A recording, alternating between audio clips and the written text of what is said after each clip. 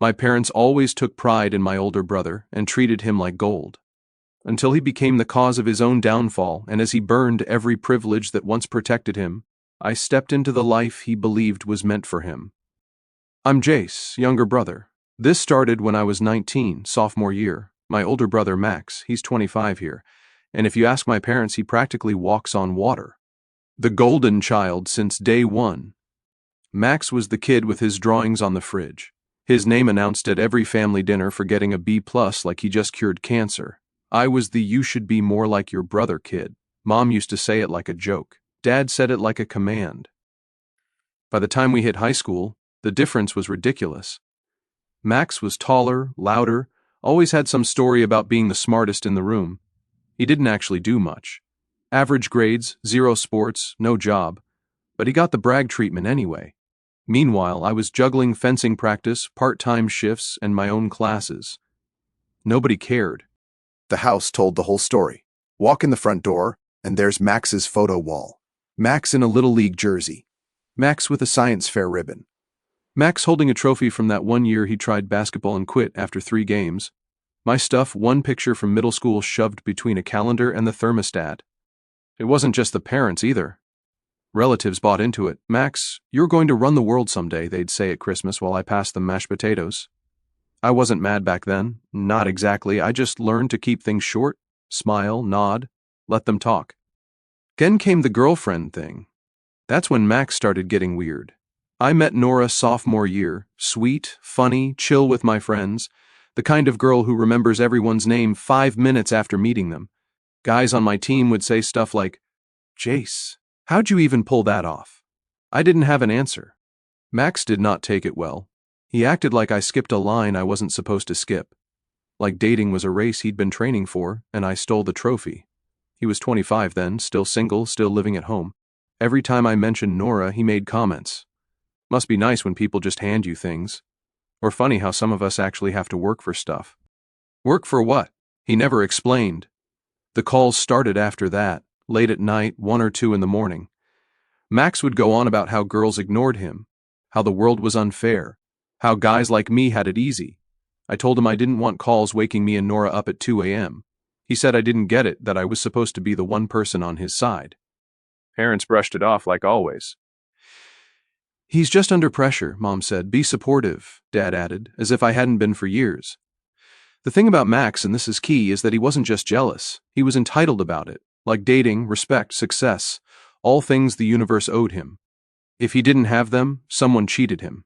Usually me, according to his logic. Meanwhile, Nora handled it like a champ. First time she met him, Max made some joke about me trading up like she was a car. She smiled, said, "Nice to meet you," and later told me, "Your brother's got an ego the size of Texas." She wasn't wrong. The last time I visited home before everything really blew up, I noticed something. Dad had added a new frame to Max's wall. Max at some college club fair holding a flyer like he invented socializing. Same weekend I'd brought home a medal from a fencing tournament. Bronze, but still. Mom said, "Oh, neat," and went back to asking Max about his plans like I wasn't even in the room. That was normal by then, but it stuck with Nora. On the drive back she said, "Does it ever bother you the way they act like he's the only kid?" I told her no, half true. It used to bother me. Now I just kept score. Max, meanwhile, kept pushing little digs over text, weird attitude when I posted pictures with Nora, calling me Mr. Popular like it was an insult. It didn't matter what I actually did. In his head, my life was some giant spotlight stealing attention from him. And the thing is, I knew something was coming. You can feel it when people like Max start slipping. The ego, the excuses, the late-night calls where they talk in circles about how everyone else has it easy. It builds. It always builds. Big family event was Thanksgiving. And yeah, that's where everything started breaking open. Max texted me on a Wednesday saying he was coming to visit that weekend. "No, can I crash at your place?" "Just a flat, I'll be there Friday." Like my apartment was some kind of hotel he didn't have to pay for. I told Nora and she gave me that looked like this should be fun. She's nice to everyone, but she already knew Max from the awkward family dinners. Friday afternoon, Max shows up with this fake energy like he's the main character of the trip. He walks into my place, drops his bag like he owns the floor, and goes, "Man, this town's kind of dead. Hope there's at least some decent girls here." Nora was sitting on the couch working on her laptop. He nodded at her like she was a waitress. "Hey," he said. "No name, no real hello." She smiled anyway. "Hi, Max. Long trip?" He said, looking around like he was raiding my furniture. "So, what's the plan? Bars, parties?" I told him we had a game night with some friends. Not wild, just board games, food, music. He rolled his eyes like I said we were going to Bible study. The whole weekend was like that. Saturday morning, I had fencing practice. Max tagged along too, even though he clearly thought it was lame. The second we walked into the gym, he started making comments loud enough for everyone to hear. "So, this is it." Thought there'd be like, I don't know, more people. One of my teammates offered him coffee. Max just smirked. "Nah, I'm good. Don't need caffeine to stand around." After practice, we all grabbed food. Max sat there like the king of bad conversation, bragging about his plans back home that never seemed to turn into anything real. Anytime someone asked me about school or sports, Max cut in with some story about himself. Like the time he almost got hired by some big company, but turned it down because it wasn't worth his time. No one believed him, but he told it like gospel. That night was the game night. Just friends, pizza, music. Max treated it like a job interview he didn't prepare for. He talked over people, interrupted Nora mid-sentence twice, and made a weird comment about one girl's laugh being kind of loud. You could feel the air go tense for a second. I pulled him aside in the kitchen. "Tone it down," I said. "You're coming off, I don't know, rude." He leaned on the counter like he owned the place. "I'm just talking. Not my fault if people can't handle it. They're my friends," I said. "You're a guest. Act like one." Max laughed like I told a joke. "Right. Mr. Popular laying down the rules. You love this, don't you?" "Love what? Being the guy with the girlfriend, the friends, the sports crap? Must feel great." I just stared at him. "You think this is about you?" He didn't answer, just smirked like he won something. Sunday morning, Max decided to give me advice about life out of nowhere. "You know," he said while scrolling on his phone, "girls only like you right now 'cause you're in shape. It's not a personality thing, just enjoy it while it lasts." Nora was in the kitchen making coffee. She heard him. She didn't say a word, just raised her eyebrows at me like, "Wow, he's a delight." I told Max, "Appreciate the wisdom, man. Truly life-changing." He nodded like he missed the sarcasm completely. When he left that afternoon, he acted like the weekend was amazing. "Good seeing you, lil' bro," he said, like we just bonded over camping or something. As soon as his car pulled out, Nora sat on the couch next to me. "He's a lot," she said carefully. "That's one way to put it. You okay?" "Yeah," I said. "I just keep waiting for him to realize he's not the legend he thinks he is." Nora laughed softly. "You think that's going to happen?" I shook my head. Not a chance. What I didn't know yet was that Thanksgiving was coming fast, and Max was about to give the whole family a front row seat to exactly who he was. But Thanksgiving at my parents' house was always the same. Max got the hero's welcome. I got the "hey, glad you made it." This year wasn't different. We walked in, me, Nora, my duffel bag with clothes, and the first thing I saw was Mom hugging Max like he just returned from war. Dad clapped him on the back. "Max, you ready for the big day tomorrow?" Mom asked. "Born ready," Max said, dropping his bag right in the middle of the hall. "What time's dinner?" "4," Dad said. "You're on turkey duty, champ." Of course he was. I was assigned mashed potatoes. Mom said it like she was giving me a side quest in a video game. Walking through the house, nothing had changed. Max's trophies lined the hallway like a shrine. His high school graduation photo sat right above the thermostat, big and shiny. My medal from last month's fencing meet, not there, not anywhere. I asked Mom about it once. She said she didn't know where she put it, probably a drawer. Nora noticed too. She didn't say anything at first. But when we got to my old room, she closed the door behind us and said, "Do they realize your stuff's basically invisible in this house?" I shrugged. "Pretty much." She sat on the bed looking around. "It's like Max lives here in spirit and you just visit." I laughed. "Welcome to my childhood." Later, relatives started arriving. Aunts, uncles, cousins, the usual crew. Max greeted everyone like a celebrity at a meet and greet. Handshakes, big smiles, fake modesty. At one point, Aunt Lisa said, "Max, your parents must be so proud. Look at you." Mom beamed. "We always knew he was going places. Like living at home at 25 with no job." I didn't say it out loud. Someone asked about me. I mentioned school, practice, work. They nodded, said, "That's nice," and immediately asked Max about his career plans. He didn't have any. That didn't stop him from talking for 10 minutes straight about how he was taking time to find the right opportunity. Nora leaned over to me and whispered, "Did he just describe unemployment like it's a TED Talk?" I almost laughed out loud. Dinner that night was a warm-up before the main event tomorrow. Mom kept bragging about how Max was handling the turkey, like he was competing on a cooking show. Max, for his part, acted like it was a presidential duty. He explained brining methods he clearly Googled that morning. He complained about the oven like it was sabotaging him personally. At one point, he smirked across the table at me and said, "Man, you better not mess up those potatoes. Big responsibility." "Yeah," I said. "Real high stakes." Nora smiled into her drink. After dinner, Max held court in the living room, He told the story about how he taught me sports.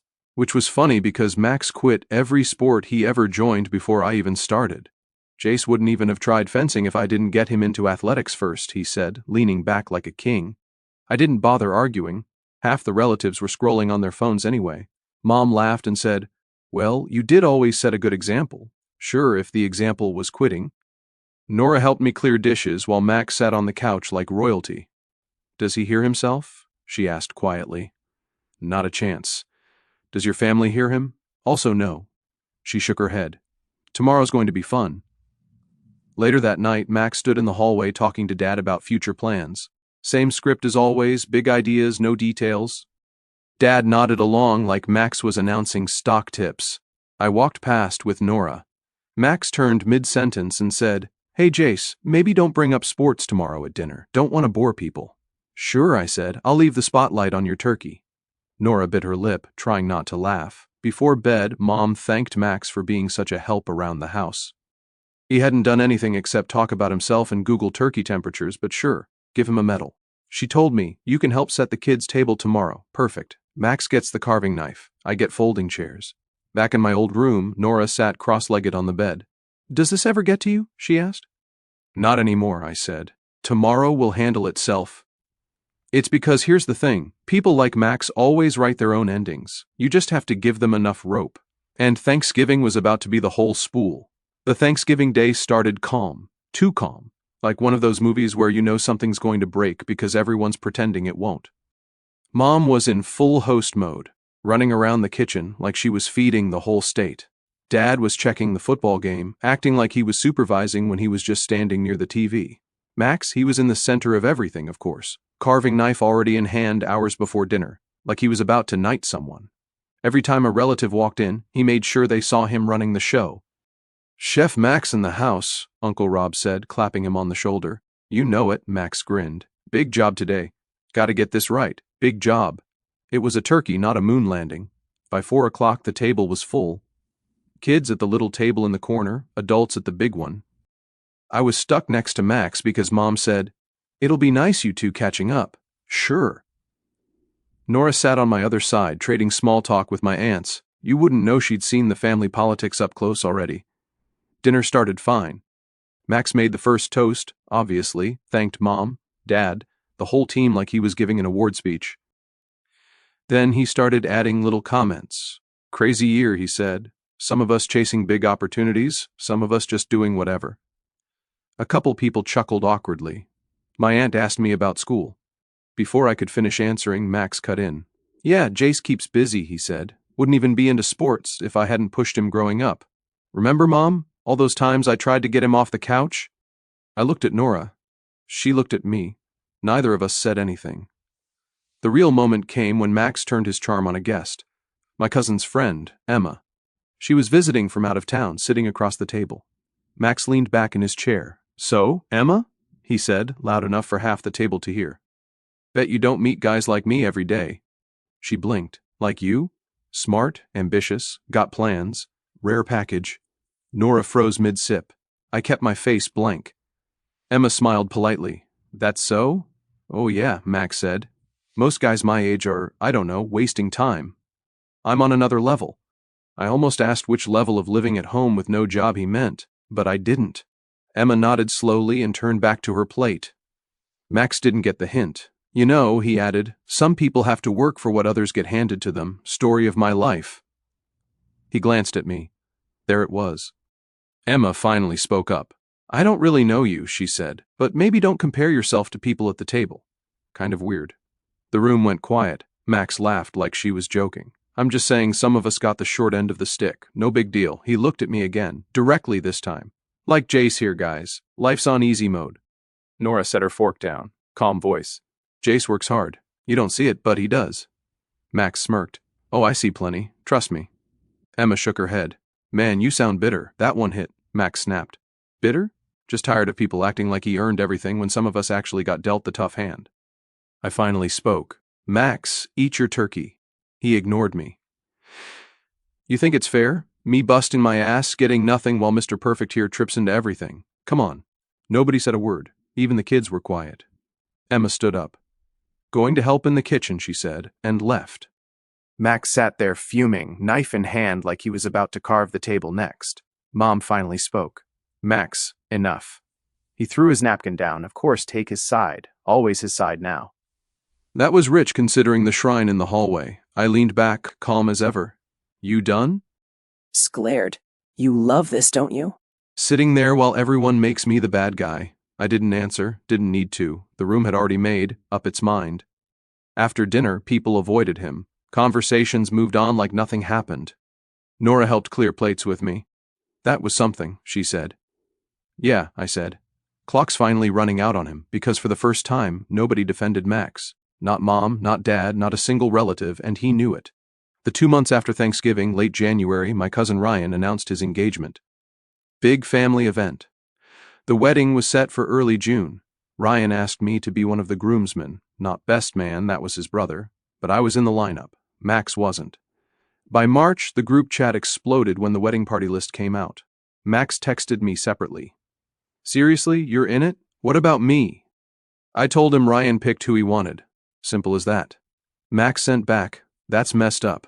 Early June, wedding weekend arrives. Rehearsal dinner first, Friday night. Max showed up dressed like he was running for office, shiny shoes, too much cologne, hair slicked back like a 1980s villain. He started introducing himself to people like he was some very important person guest. I'm Max, brother of Jace. You've probably heard about me. Yeah, mostly from Thanksgiving. Nora and I kept it simple, sat with friends, chatted, stayed out of drama. Max hovered near the head table like he expected someone to hand him a microphone. At one point he asked Ryan if he could say a few words at the wedding. Ryan laughed like it was a joke. Max didn't. Saturday, early June, day of the wedding. Perfect weather, everything running smooth. Ryan looked nervous but happy. Bride looked incredible, family smiling, photographers everywhere. Max looked like he was waiting for his moment. Ceremony went fine, no interruptions, no speeches. Max sat near the aisle, arms crossed, acting like he owned the place. Then came the reception. Dinner, dancing, cake cutting scheduled for later. Ryan and his bride were glowing, doing their first dance while people cheered. Max leaned over to me at the table. When did they do the cake? Later, I said. He smirked. Might give a toast before that. I stared at him. You're not on the list. Doesn't matter, he said, sipping water like a movie villain. Dinner ended. DJ announced the cake cutting in 10 minutes. People started gathering near the table with the giant 3-tier cake, all flowers and frosting. Ryan and his bride stood off to the side talking to the photographer. Max saw the opening. Before anyone could stop him, he walked straight to the cake table, tapped his glass with a fork to get everyone's attention, then picked up the cake knife like he was about to make a speech. Ladies and gentlemen, he started loud enough to cut through the music. I just want to say a few words about love. You could feel the confusion roll through the room. Ryan turned around, face already tight. Max, put the knife down, he said, voice carrying. Max ignored him. Marriage is about finding someone who sticks with you when life's unfair. Some people get all the breaks. Others fight for everything they have. The bride whispered something to Ryan. He started walking over fast. Max raised the knife like he was going to cut the cake himself. Ryan stepped in front of him. Maximum, stop now. Max tried to laugh it off. Relax, man, just saying a few words. Ryan didn't laugh. This isn't your moment. People were whispering, phones out. The bride looked furious. Max held the knife another second like he was considering it, then slammed it down on the table and stormed off toward the bar. The rest of the night, nobody talked to him. Ryan and his bride cut the cake with the photographer snapping pictures like nothing happened. DJ cranked the music back up. People danced, laughed, moved on. Max sat in the corner, arms crossed, glaring at anyone who looked his way. Nora leaned over to me on the dance floor. He really tried to hijack the cake, she said, half laughing. Yep, I said. Whole wedding. And he wanted to make it about him. Didn't work, never does. By the end of the night, Ryan came over to our table. Thanks for not letting him get to you, he told me. I shrugged. Your day. He can embarrass himself all he wants. Ryan nodded. He did. Max left early, didn't say goodbye to anyone. Parents looked drained. Bride's family looked relieved. And for the first time, I realized everyone saw it now. Not just me, not just Nora, the whole family. Max wasn't the golden child anymore. He was just the guy who almost ruined the wedding cake. After the wedding, everything changed. Not for Max, though. He went home like nothing happened. Like he didn't almost hijack a wedding cake in front of 80 people. Like he didn't give a speech nobody asked for while holding a knife like a pirate. But the rest of the family noticed big time. Ryan told everyone how Max made things tense for no reason. The bride's parents told my parents he was out of line. Even Aunt Lisa, queen of defending Max since birth, said he was a little much. That was code for total disaster. Meanwhile, I was busy with school, practice, and work. Fencing season was in full swing. My parents showed up once, sat in the bleachers, clapped when I won my match. Afterwards, Mom said, "You were actually pretty good out there." Actually, like it surprised her, but still progress. Max kept texting me long paragraphs about how the wedding was a setup, how Ryan disrespected him, how nobody understood what he brought to the table. I answered with one-liners. Yeah, tough break. Maybe next time. He hated that. Kept trying to drag me into debates about how unfair life was. I didn't bite. Mom called me one night. Your brother says you're ignoring him, she said. I answer his texts, I told her. Not my fault he writes novels. She sighed. He's struggling. He's also 30 in 3 years, I said. Maybe he should try therapy again. He says therapy makes him feel judged. I almost laughed. Judged by the person he's paying to help him. That's new. Mom didn't defend him this time. Just said she wished he'd figure things out.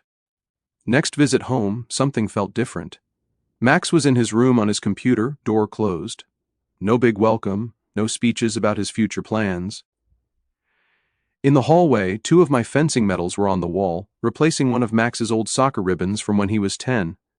Small thing, but huge. Nora noticed too. Look at that, she whispered, smiling.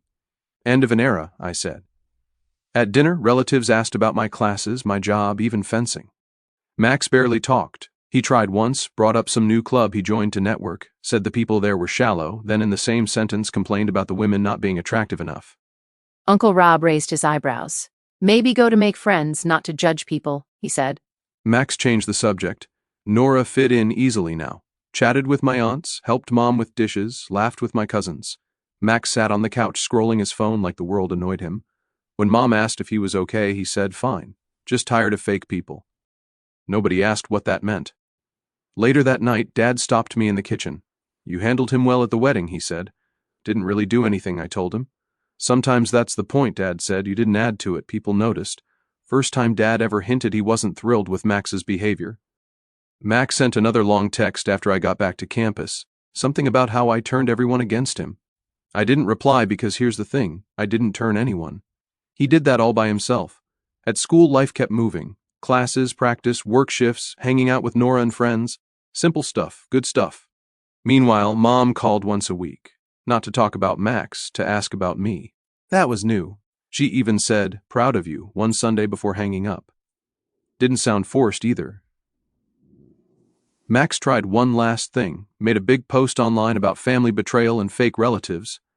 Aunt Lisa sent it to my mom with one line, he needs help, no more defending him. By spring of junior year, I got a small scholarship through the fencing team. Nora and I moved into a slightly bigger apartment off campus, Max still at home, still blaming the universe. But for the first time, it felt like the family saw the difference. Dad's 60th birthday dinner was supposed to be simple, a quiet restaurant, close family, nothing fancy. Me, Nora, Mom, Dad, a couple of aunts, one uncle, and of course Max. It was the first time we'd had to sit together as a family since the wedding cake incident.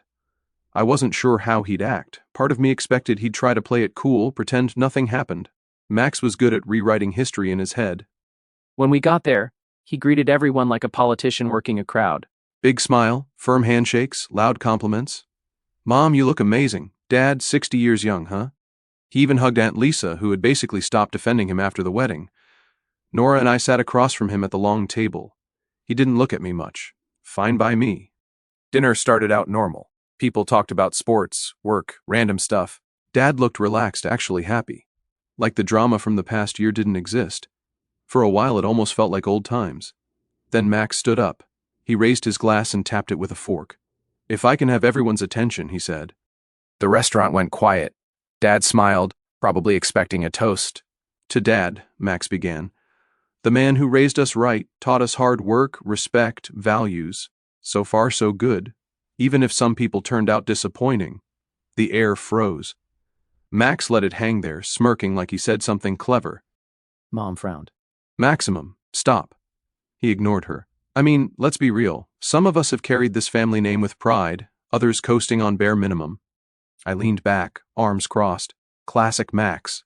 Even on Dad's birthday, he had to make it about himself. Dad's smile vanished. "Maximum, enough." But Max kept going. "No, I'm serious. Some of us work for what we have, others just get praised for existing. Whole family ready to clap for them doing nothing." He glanced straight at me. Nora stayed calm, just put her hand on my knee under the table like she already knew I wasn't taking the bait. Dad pushed his chair back. "Maximum, this is my night. You want to complain? Do it somewhere else." Max laughed bitterly. "Oh, right. Can't tell the truth here? Wouldn't want to upset the golden boy." "Max," Mom snapped. "Sit down." He glared at everyone like we'd all betrayed him. Then he dropped his glass on the table hard enough to spill water, turned, and walked straight out of the restaurant. Nobody followed him. Dad sighed, rubbed his face, then looked at the waiter. "Can we get the cake, please?" And that was it. We moved on, ate dessert, talked about other things. For the first time in my life, Max didn't control the room.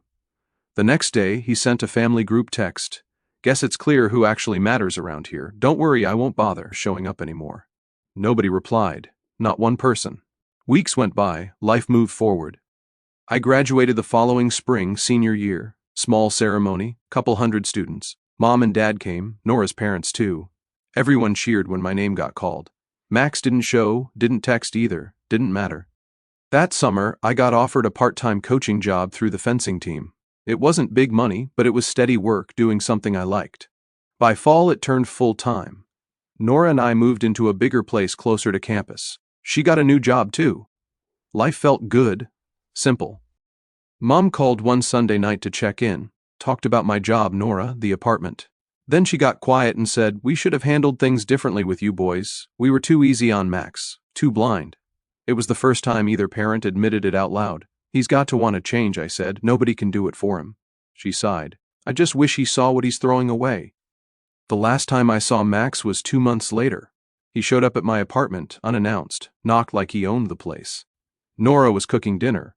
I opened the door. "Hey," he said. "Figured we could talk." I let him in. He looked around the apartment. "Nice setup.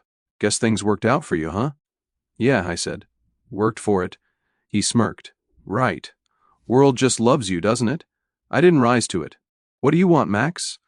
He shrugged. "Family acts like I'm the bad guy, maybe because you keep acting like one." His jaw tightened. "You really think you deserve all this? The job, the apartment, Mom and Dad kissing your ass now?" I stared at him. "Yeah, I do." He didn't like that. Stood there a second, then said, "Whatever. Enjoy being the favorite." Then he left. Since then, he texts sometimes. I reply short. No arguments, no long conversations, just distance. Mom and Dad still hope he'll change. So do I. But I'm done carrying it. This Thanksgiving, he didn't come. Said he was busy. Nobody waited for him. We ate, laughed, watched football. Ryan made a joke about the wedding cake. People laughed. Even Mom smiled. It felt normal. Over the next 2 years, Max's life didn't crash all at once. It unraveled piece by piece. He bounced between part-time jobs for a while. Always some story about why it wasn't his fault when things didn't work out. Management was clueless. CO workers were fake. They didn't appreciate my potential. Same lines, different places. At one point, he joined one of those online success groups full of guys hyping each other up about how the system was against them. Spent months talking about starting a business. Never started anything. Dating disaster. He told my parents once that women today only want shallow guys. Then in the same breath complained about women's looks like he was a judge on a reality show. Every date ended the same way. One time a girl apparently told him, "You sound like you're mad at the world," and left before appetizers showed up. Last I heard, he moved into a tiny apartment across town. No girlfriend, no stable job, no real friends. He still sends the occasional message to the family group chat, long rants about fake people or how everyone turned on him. Nobody argues. Nobody even replies half the time. The thing is, Max always thought he was the main character, thought the world owed him a spotlight because he was taller, older, louder. But entitlement doesn't pay rent.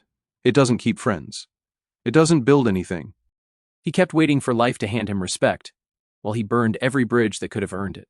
And now he's just alone. And me, I was just living my life. Coaching, working, coming home to Nora.